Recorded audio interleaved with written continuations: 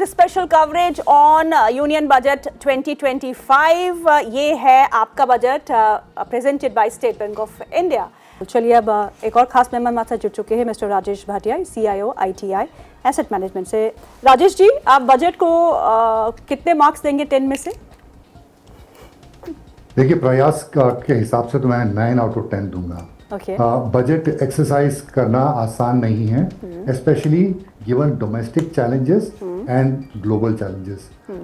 मेरे ख्याल से we are still a country जहां टैक्स टू जीडीपी अभी भी is not of a level where we can comfortably spend on all the areas that we want to. So कहीं ना कहीं से अगर आपको ज़्यादा स्पेंड करना है तो कहीं आपको स्पेंड निकालना पड़ेगा। तो आज का प्रयास रहा है फाइनेंस मिनिस्टर का कि जो पेन अर्बन मिडिल क्लास को स्पेशली जो पेन था, जो हर व्यक्ति उसके बारे में बात कर रहा था, तो उसको एड्रेस किया है by giving very very good tax concessions. So there was a lot of urban middle class which was in pain and you could see that from the consumption numbers of various consumer items, whether it is staples, whether it is automobiles, or etc. etc. So I think they have tried to address that. To some extent, I would say there is some disappointment in the market कि capital expenditure का जो budget है उसमें से थोड़ी कमी आई है। ऐसा नहीं है कि वो घटाया है, लेकिन जो ग्रोथ रेट जो किया है लास्ट 2 इयर्स, अगर आप लास्ट 2 इयर्स का ग्रोथ रेट देख लें तो थोड़ा एनीमिक है। तो मेरे ख्याल से कैपिटल गुड्स में एक थोड़ी नेगेटिव सी है, and you given that cake to the consumption basket. But मेरे ख्याल से सबसे इंपॉर्टेंट चीज क्या है? The fact that the government has kept fiscal deficit at 4.4। I think today we will see some tariffs coming in from Donald Trump. Now that is going to cause global volatility. Dollar बढ़ सकता है, वहां के interest rates बढ़ सकते हैं। मेरे ख्याल से ये fiscal prudence and macro stability देगा हमको। ये गवर्नमेंट ने मैक्रो स्टेबिलिटी को ज्यादा एम्फेसिस दिया है रिलेटिव टू ग्रोथ। तो मेरे ख्याल से ये जो एकदम रिस्पॉन्सिबल बजट है कि आपने फिस्कल डेफिसिट को 4.4 पर रखा है, जिससे आने वाले अगर ग्लोबल अनसर्टेनिटी आए तो उससे हमको एक शेल्टर मिलता है। और as far as the leadership of the market is concern, market को अगर देख लें तो मेरे ख्याल से वहां थोड़ा एक शिफ्ट हो सकता है कि पहले हमारे यहाँ इन्वेस्टमेंट लेड बुल मार्केट चल रहा था, अब और कंजम्पशन स्टॉक्स अच्छा नहीं कर रहे थे। मेरे ख्याल से एक लीडरशिप का थोड़ा चेंज आ सकता है given the emphasis of the government. आपने कहा कि फिस्कल डेफिसिट तो सरकार ने 4.4 रखा है FY 26 के लिए, और इस साल को भी जो प्रोजेक्टेड था initially it was 4.9, it can come at 4.8, revised estimate lower. But growth हमारी सही नहीं कर रही। We are the pain is there. अगर हम पिछले क्वार्टर्स के जीडीपी के आंकड़े देखें और अर्निंग्स, अगर कॉर्पोरेट अर्निंग्स देखें, वहाँ पे भी मॉडरेशन देखने को मिल रही है और अच्छी खासी मॉडरेशन देखने को मिल रही है। But if we have to be a developed nation by 2047 we need to grow at 8%। ये चीफ इकोनॉमिक एडवाइजर ने खुद कहा है। पर आपको लगता है कि इस फिस्कल कंसोलिडेशन के चलते हम उस टारगेट को अचीव कर पाएंगे? Can we grow at 8%? Maybe not this year, maybe not next year, but years forward. देखिए, अगर आप जो आपके कंट्रोलेबल में है आपको उन पर वर्क करना चाहिए। मेरे ख्याल से जितना रेवेन्यू है और जितनी ग्रोथ रेट्स है, आप you have correctly hit the nail on the head, we are experiencing a slowdown. So what is the resort for slowdown to get addressed from the government side? Either you can cut interest rates or expand the fiscal deficit. दोनों में हमारे पास अभी constraints हैं। हम interest rate घटा नहीं सकते ज्यादा, क्योंकि ग्लोबल इंटरेस्ट रेट बढ़ रहे हैं। अगर हमने ज्यादा इंटरेस्ट रेट घटाने की कोशिश की तो हमारे करेंसी को पर अटैक आ सकता है। Currency can depreciate even further, and fiscal like I said, you have to be responsible in fiscal given the global challenges that we are seeing. So what could you have done? What you could have done is go into reforms. Look at what Donald Trump is doing. He's saying I will deregulate businesses. Of course, हमारी government ने ease of taxation उसमें ज्यादा emphasis किया है, and that's the right direction as well.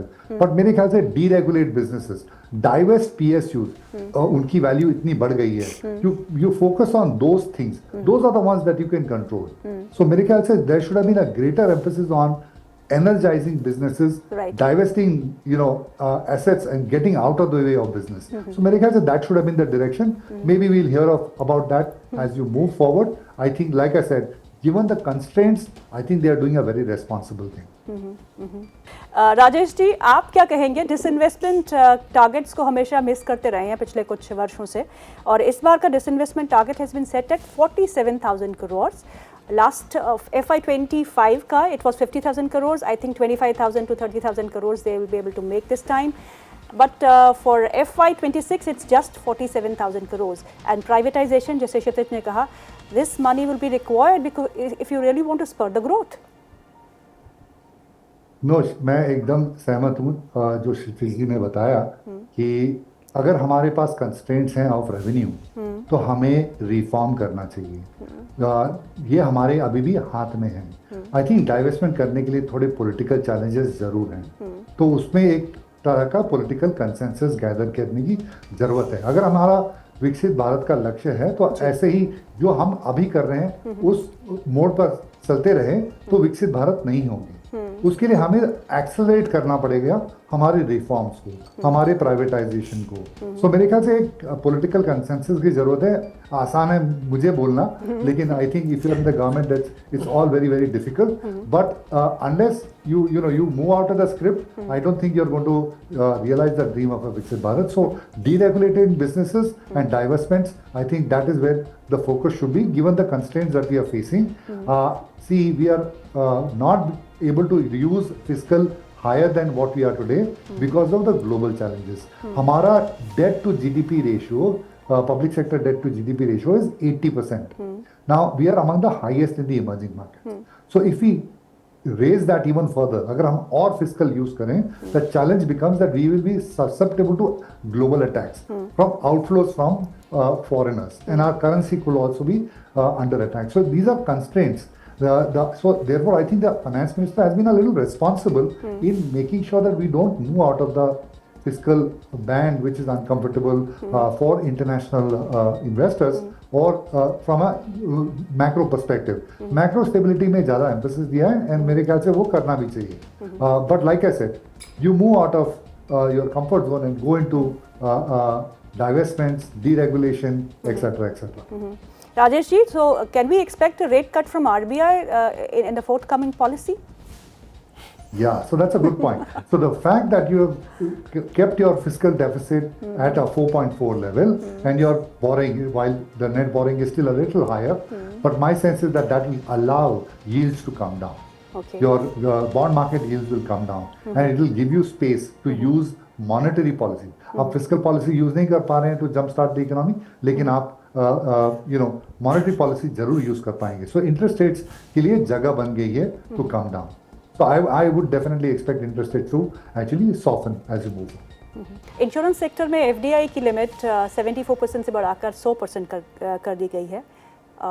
की beneficiaries को फ़ायदा तो होगा, पर टाइम लगेगा, राइट? तो मेरे ख्याल से ये मूव इसलिए हुआ है क्योंकि lot of American companies and European companies have express interest in coming to India where they want to control the underwriting. अगर वो जॉइंट वेंचर करते हैं इंडियन पार्टनर से तो उन्हें अंडरराइटिंग कंट्रोल नहीं मिलता है. सो मेरी अंडरस्टैंडिंग, जब मैं इंडस्ट्री से बात करता हूँ तो there are lot of American players and European players who want to have control over the underwriting standards, and that's the reason why this FDI has been allowed. So you expect to see newer players coming into the business. Or markets broadly, how do you see markets reacting from here, going on from here, or sectors, any sectors that you will be keenly focusing on now? So broadly, मेरे ख्याल से structural opportunity of India is one of the best in the world.